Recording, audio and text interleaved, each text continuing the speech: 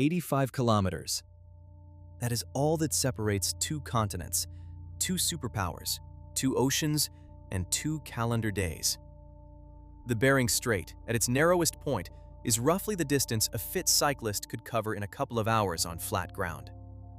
You could stand on a rocky beach in Alaska, look west on a clear day, and see Russia. Not metaphorically, literally.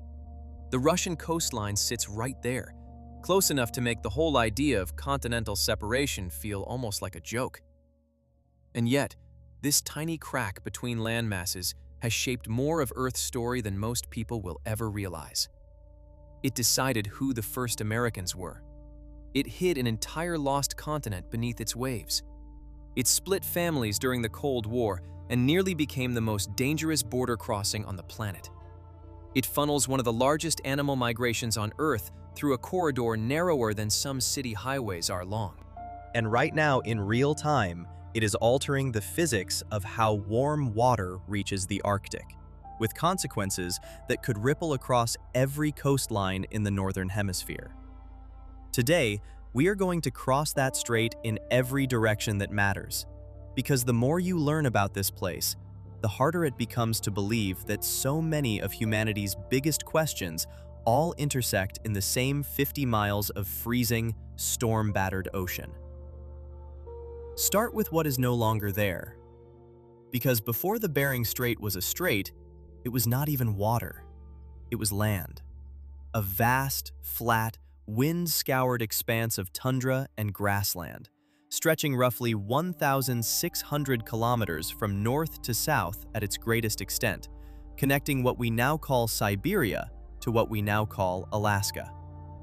Scientists call it Beringia, and when they say it was large, they do not mean large like a big island. They mean large like a subcontinent. Beringia, at its maximum, covered an area comparable in size to modern-day Australia. That is not a bridge in any meaningful sense of the word. It is an entire landmass, an ecosystem, a world that existed for tens of thousands of years and then quietly drowned. The mechanics behind it are straightforward. During the Pleistocene ice ages, which spanned from about 2.58 million years ago to roughly 11,700 years ago, so much of the planet's water was locked inside colossal ice sheets that global sea levels dropped dramatically. In some periods, the drop was well over 100 meters. The Bering Strait today averages only 30 to 50 meters in depth.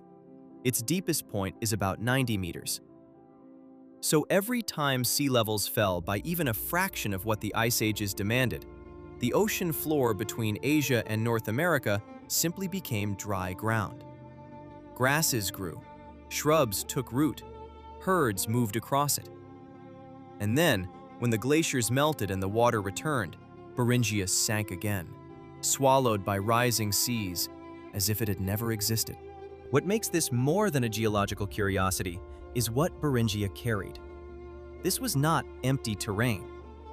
During the last glacial maximum, roughly 26,000 to 19,000 years ago, the land bridge supported an ecosystem populated by woolly mammoths, steppe bison, wild horses, and caribou. The vegetation, based on pollen core analyses and plant macrofossil studies, was a mixture of grasses, sedges, and low shrubs, a cold but viable steppe tundra, with enough biomass to sustain large grazing animals. And where animals go, people eventually follow. Here is where Beringia gets stranger. For decades, the standard picture was simple. Ice Age humans in Siberia walked across the land bridge, arrived in Alaska, kept walking south, and became the ancestors of every indigenous population in the Western Hemisphere. A clean, linear story. Neat enough to fit in a textbook paragraph. Except that the genetic evidence does not match that picture at all. In 1997, two Latin American geneticists first proposed what would later become known as the Beringian standstill hypothesis. The idea was refined in 2007 by a team led by the University of Tartu in Estonia, which sampled mitochondrial DNA from more than 600 Native Americans and found something unexpected. The mutations in Native American mitochondrial lineages were distinct from anything found in Asian populations. Not slightly different, distinct enough that they must have been evolving in isolation for thousands of years before spreading into the Americas. The distinctive Native American lineages, the ones that eventually branched into the genetic signatures found from Canada to Patagonia, do not appear anywhere in modern Siberian populations. They had to have developed somewhere else, somewhere between Asia and America. Beringia. The hypothesis, as bolstered by a 2014 paper by John Hofecker of the University of Colorado Boulder, Scott Elias of Royal Holloway University of London, and Dennis O'Rourke of the University of Utah, published in the journal Science, suggests that a population of hunter-gatherers from Northeast Asia did not simply walk across the land bridge and keep going. They stopped. They lived on Beringia itself for an estimated 5,000 to perhaps as long as 15,000 years. A population marooned on a now-vanished continent, blocked to the south and east by the massive Cordilleran and Laurentide ice sheets that covered most of North America, unable to advance further, but sustained by the surprisingly mild microclimate that paleoecological evidence shows Beringia supported during the glacial maximum. Hofecker noted that central Beringia appears to have hosted a shrub tundra environment with some trees and temperatures milder than the high latitude would suggest. Then, the ice sheets began to recede. Corridors opened, and these long, isolated Beringians finally moved south, carrying with them the genetic signatures that would define the founding populations of the Americas. In 2015, a study from the University of Kansas and the University of Utah examined the DNA of two infants buried together at an Alaskan campsite called Upward Sun River, dating to roughly 11,500 years ago. The infants, remarkably, had different mothers, and their mitochondrial haplogroups, C1b and B2, were rare or absent in contemporary Alaskan populations, but closely related to lineages found throughout North and South America.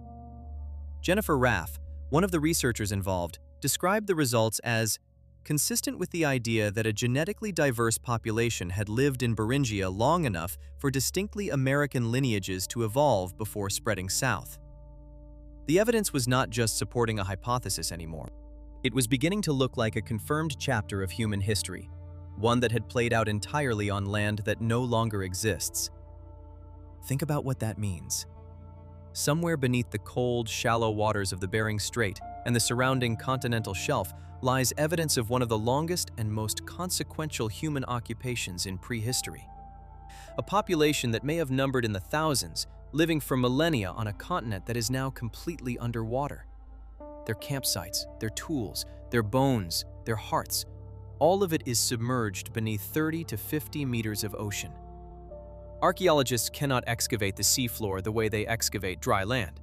The physical proof of this standstill population is, for the most part, inaccessible. The genetics tell us they were there.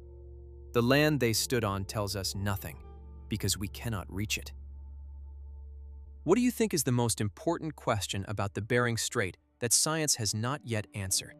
Is it who these Beringian standstill people really were? Or is it something else entirely? Something we have not thought to ask yet? Write your answer in the comments.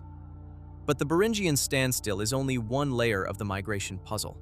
Because even if we accept that the first Americans came through or from Beringia, the question of when they arrived keeps shifting. And every time it shifts, the Bering Strait region becomes more central to the debate. For most of the 20th century, the Clovis culture set the boundary. Named after the town of Clovis, New Mexico, where distinctive fluted stone spear points were first identified in the 1930s, the Clovis people were dated to roughly 13,000 years ago. For decades, the prevailing view in American archaeology was that these were the first human arrivals south of the ice, the original Americans, full stop. The Clovis first model assumed that people walked from Beringia through an ice-free corridor between the retreating Laurentide and Cordilleran ice sheets, entered the Great Plains, and spread from there. That model has been collapsing for years, but the blow that may have shattered it came in 2021. researchers from the U.S. Geological Survey and the National Park Service published a paper in the journal Science announcing the discovery of fossilized human footprints at White Sands National Park in New Mexico. Not tools, not ambiguous bone fragments. Footprints. The tracks of adults and children walking together, stepping in the prints of mammoths and giant ground sloths. Radiocarbon dating of aquatic plant seeds in the same sediment layers placed the footprints between 21,000 and 23,000 years old. That is during the last glacial maximum, a time when the great ice sheets were near their peak and the inland corridor from Beringia to the continental interior was almost certainly closed. If people were already in New Mexico 22,000 years ago, they did not walk through an ice-free corridor. It did not exist yet. They came some other way. The leading alternative is the coastal migration hypothesis, sometimes called the Kelp Highway hypothesis. The idea is that early humans may have traveled south along the Pacific coastline, possibly using boats, hopping from one ice-free stretch of coast to the next, following kelp forests and marine resources down the western edge of the Americas. It is an elegant idea, and it is gaining support. But there is a painful catch. The coastlines these migrants would have used are now underwater, drowned by the same post-glacial sea level rise that swallowed Beringia. The archaeological evidence for a coastal route is almost as inaccessible as the evidence for the standstill itself. And this is the uncomfortable position that the Bering Strait region forces on us. It is the starting point for almost every model of how humans entered the Western Hemisphere, but the physical evidence for those models is largely buried underwater. We are trying to reconstruct one of the most important chapters in human history, and the key pages are sitting on the ocean floor. The first European to sail through the Bering Strait was a man almost nobody remembers. In 1648, a Russian Cossack named Semyon Dezhnev set out from the mouth of the Kolyma River with 7 boats and roughly 90 men, heading east along the Arctic coast of Siberia. His mission had nothing to do with geography or science. He was looking for walrus ivory and new fur trading grounds. But in the course of his voyage, Dezhnev rounded the northeastern tip of Asia, the cape that now bears his name, Cape Dezhnev, and sailed from the Arctic Ocean into the Pacific. He had just proven, without fully understanding what he had done, that Asia and North America were separate continents. The passage between them was navigable. The two landmasses did not connect. His report was filed in the Russian archives at Yakutsk, and there it sat, unread and forgotten, for 88 years.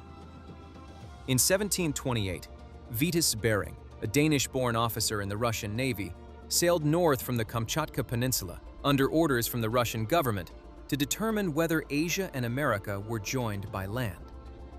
Bering passed through the strait that would eventually carry his name, reached the Arctic Ocean, and concluded that the continents were separate.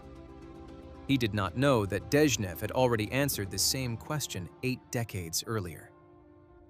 The German historian Gerhard Friedrich Müller would not uncover Dezhnev's buried report until 1736, by which time Bering had already received all the credit. Bering's second expedition, launched in 1741, became one of the great tragedies of Arctic exploration. He sailed east from Kamchatka, aboard the St. Peter, crossed the Bering Sea, and reached the coast of Alaska, becoming the first European to sight the northwest coast of North America from the Pacific side.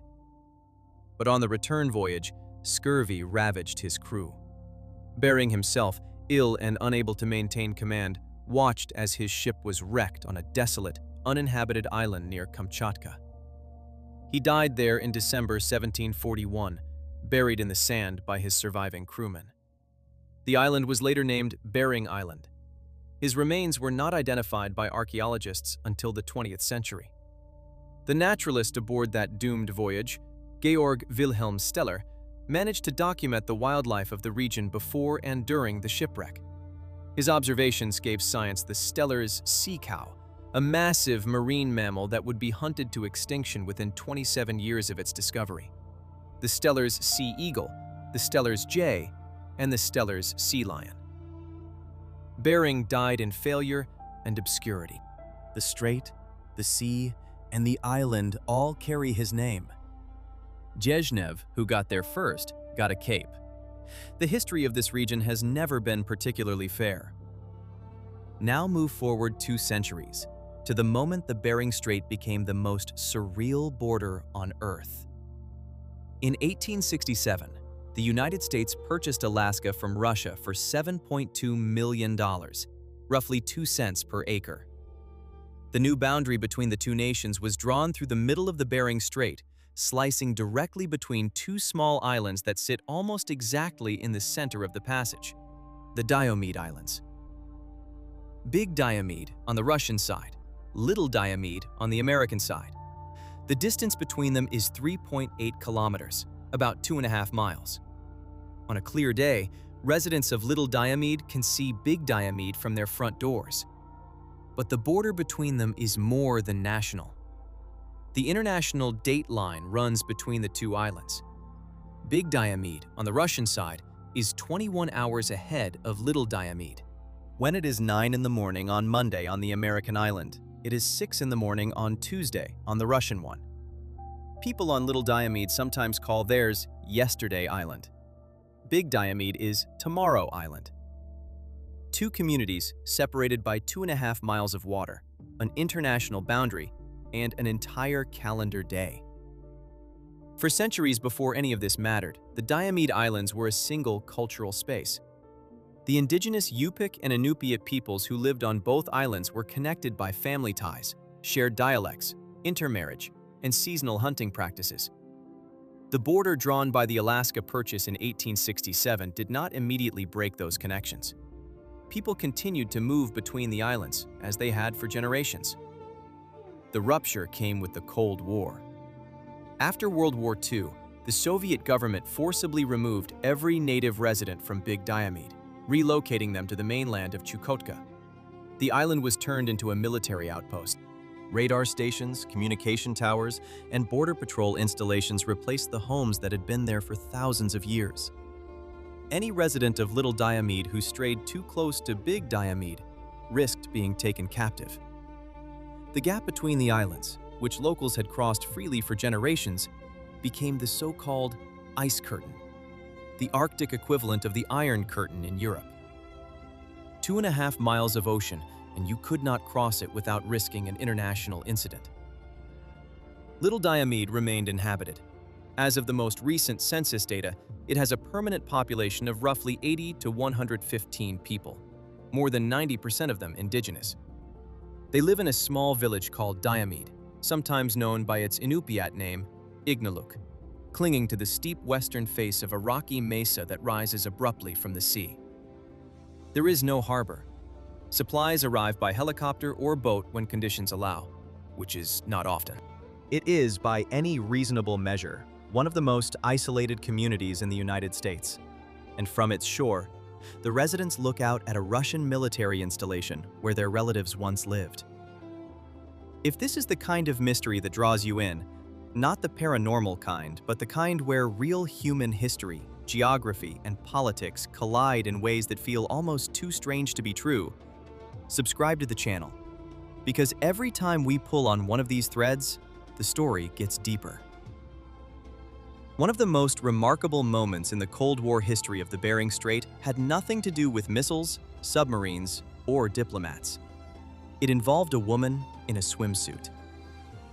In 1976, a 30-year-old American distance swimmer named Lynn Cox began dreaming of swimming from Little Diomede to Big Diomede, from the United States to the Soviet Union, through the coldest, most politically charged stretch of water on the planet. She spent 11 years trying to get permission. She wrote letters to 4 successive Soviet leaders: Leonid Brezhnev, Yuri Andropov, Konstantin Chernenko, and Mikhail Gorbachev. Only the last one responded, and his approval arrived just 1 day before she planned to swim.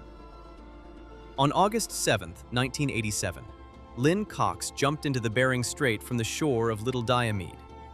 The water temperature was approximately 6 to 7 degrees Celsius, cold enough to kill a normal swimmer within minutes. Cox had spent years conditioning her body for extreme cold. Scientists and Navy SEALs had studied her unusual physiology. She wore only a swimsuit, cap, and goggles. The distance was 2.7 miles, but the currents, the cold, and the reefs made it far more dangerous than the distance suggested.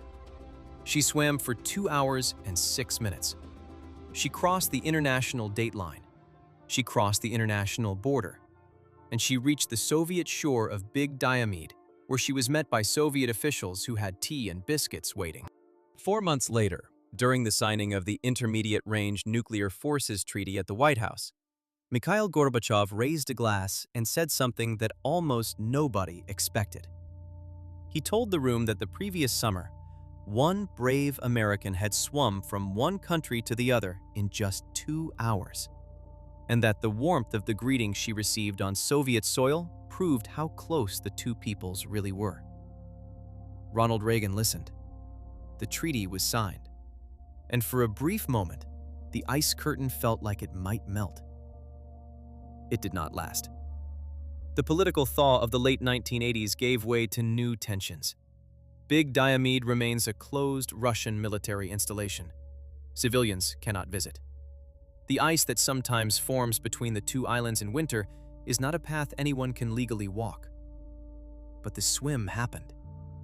It is one of the strangest acts of diplomacy in modern history, and it took place in a body of water narrower than many rivers. Below the surface of that body of water, something else is happening that has nothing to do with politics, and everything to do with the physics of the planet. The Bering Strait is the only passage through which water can flow between the Pacific Ocean and the Arctic Ocean. That sounds like a minor geographic fact. It is not. It is one of the most important bottlenecks in the global ocean circulation system. Every second, roughly 1 million cubic meters of water passes through the Bering Strait. Most of it flows northward, carrying relatively warm Pacific water into the Chukchi Sea and then into the broader Arctic Ocean. This flow has been measured and monitored since at least the early 1990s, and the data shows a clear trend. The water flowing through the strait is getting warmer, and the flow itself is getting stronger. A 2024 study published in Nature Climate Change by a team led by Xu Gaopeng used high-resolution climate simulations to demonstrate that ocean heat transport through the Bering Strait plays a much larger role in Arctic warming than previously recognized. The study found that the sensitivity of Arctic sea ice to heat coming through the Bering Strait is significantly greater than the sensitivity to heat entering the Arctic from the Atlantic side through the Greenland-Scotland Ridge, even though the Atlantic pathway carries a much larger volume of heat overall. The Bering Strait contribution, the researchers argued, is more efficient at melting Arctic sea ice per unit of heat delivered.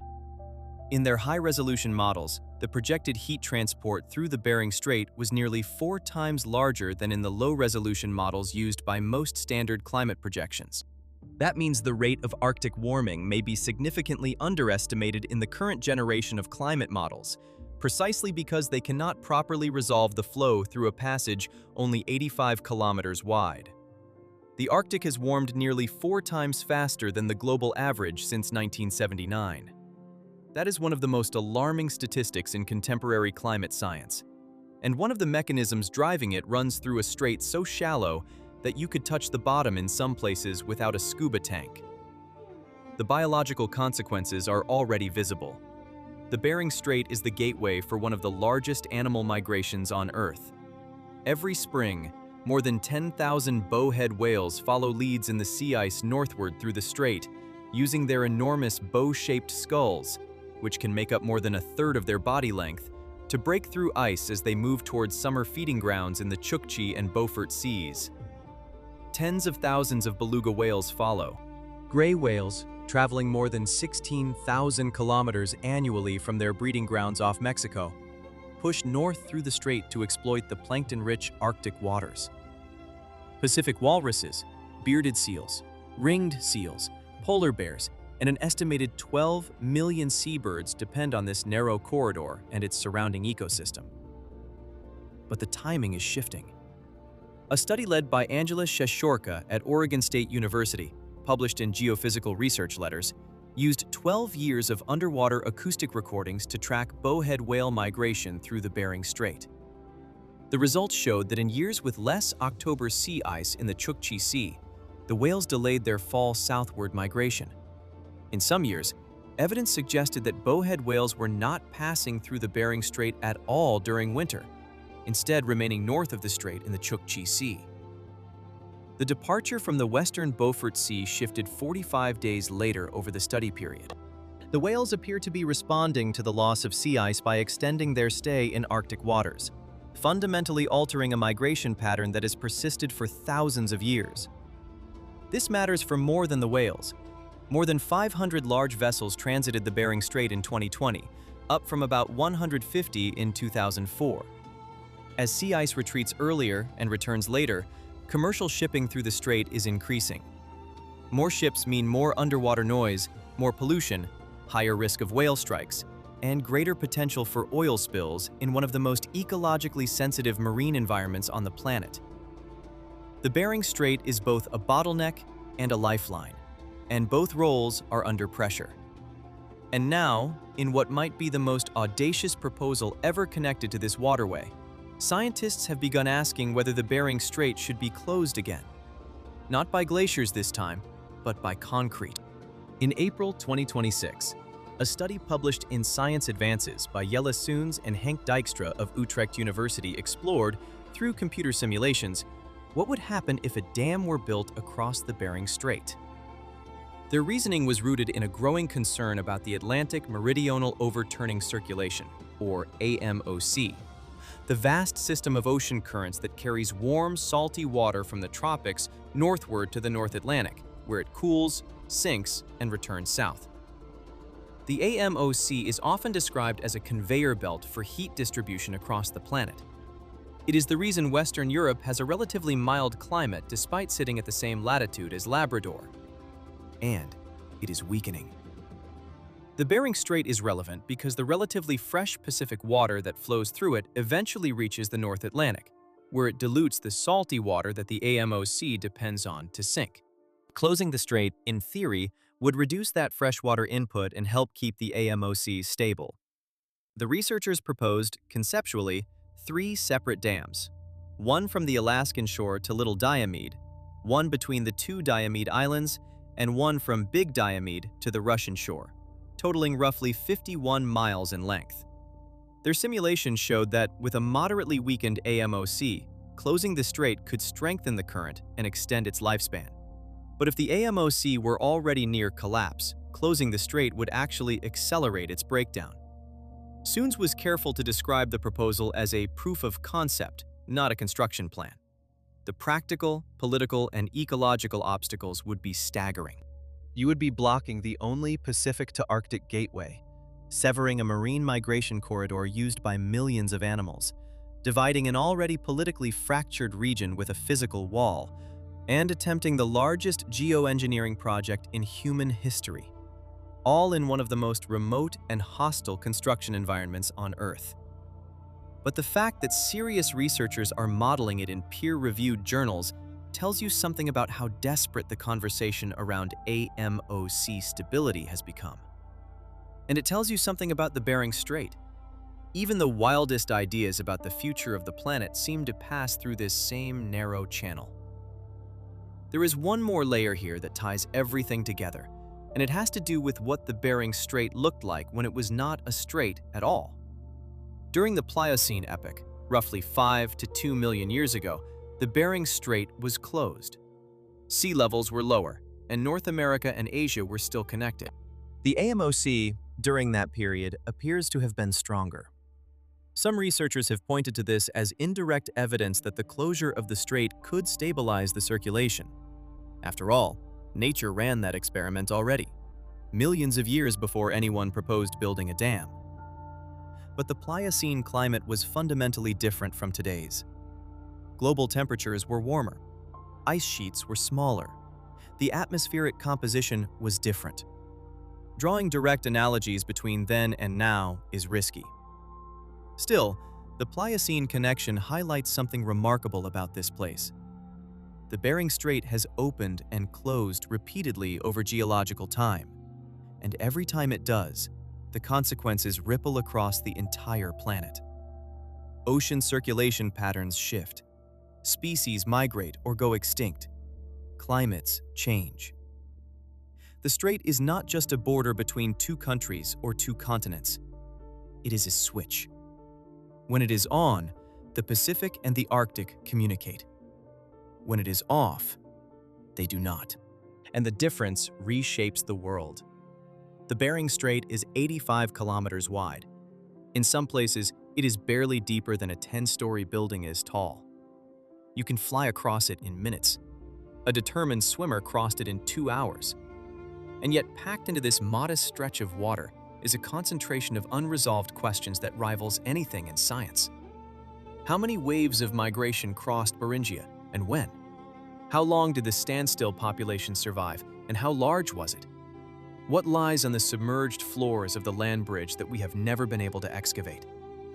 Why is the heat flowing through this narrow channel warming the Arctic faster than models predicted? How will the collapse of seasonal sea ice change the migration patterns of species that have used this corridor for millennia? And is there any scenario in which human engineering could close this strait again? And should we even consider it? None of these questions are supernatural. None of them require myths, legends, or speculation about things that go bump in the night. Every single one of them is grounded in documented research, published data, and physical evidence. And that is what makes the Bering Strait so unsettling. The mystery here is not that we do not know the answers. It is that the answers we are slowly uncovering keep making the questions bigger. If this video made you see the Bering Strait differently, share it with someone who still thinks it is just a line on a map between Russia and Alaska. And if there is a question about this region that we did not cover today, something you have always wondered about, leave it in the comments. Because when it comes to the Bering Strait, the more you look, the more you find. And nobody has reached the bottom yet.